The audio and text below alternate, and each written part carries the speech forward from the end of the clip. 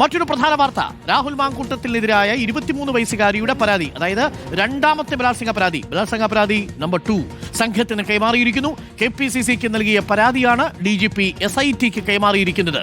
പെൺകുട്ടിയെ കണ്ടെത്തിയ ശേഷമാകും തുടർ നടപടി. ഹരിമോഹൻ, ഇപ്പോൾ ഇതേ SITക്ക് തന്നെയാണ് രണ്ടാമത്തെ പരാതിയും കൈമാറിയിരിക്കുന്നത്.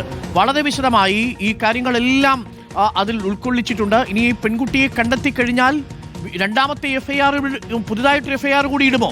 അതിൽ ഫെനീന ഇനാനും രാഹുൽ മാങ്കൂട്ടത്തിലും അടക്കമുള്ളവർ പ്രതികളായി തീരുകയും ചെയ്യില്ലേ ഹരി? അരുൺ, തീർച്ചയായിട്ടും അതിന് തന്നെയാണ് സാധ്യത.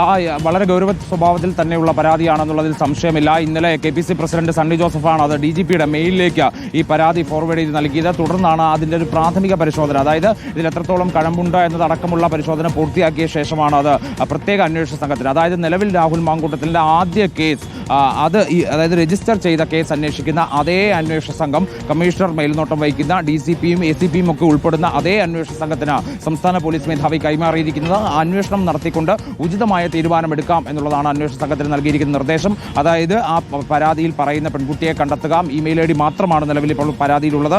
അതിൽ ആ പെൺകുട്ടിയെ കണ്ടെത്തുക, അതിനുശേഷം മൊഴി രേഖപ്പെടുത്താൻ തയ്യാറായി കഴിഞ്ഞാൽ, അല്ലെങ്കിൽ മൊഴി നൽകാൻ തയ്യാറായാൽ, രഹസ്യമൊഴി നൽകാൻ തയ്യാറായാൽ ഒക്കെ തന്നെ അതുമായി ബന്ധപ്പെട്ട കേസ് രജിസ്റ്റർ ചെയ്യാൻ കഴിയുമെന്നുള്ളതാണ് ഏറ്റവും പ്രധാനപ്പെട്ട കാര്യം. അങ്ങനെയാണെങ്കിൽ രാഹുൽ മാങ്കൂട്ടത്തിനെതിരെ രജിസ്റ്റർ ചെയ്യുന്ന രണ്ടാമത്തെ ബലാത്സംഗ കേസായിരിക്കും എന്നുള്ളതാണ് ഏറ്റവും പ്രധാനപ്പെട്ട കാര്യം. നിലവിൽ ഉള്ള ഒരു നിഗമനം അനുസരിച്ച് ആ പരാതിയിൽ കഴമ്പുണ്ട് എന്നുള്ള